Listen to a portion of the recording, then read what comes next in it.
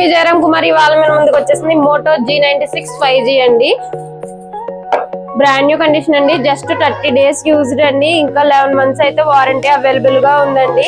ఇదైతే 8GB RAM 256GB storage అండి. Full kit available గా ఉంది. బెస్ట్ అండ్ లో ప్రైస్ కి సర్ప్రైజింగ్ గిఫ్ట్స్ తో మన జయరాం సల్కేర్ లో మనకి లభిస్తుంది.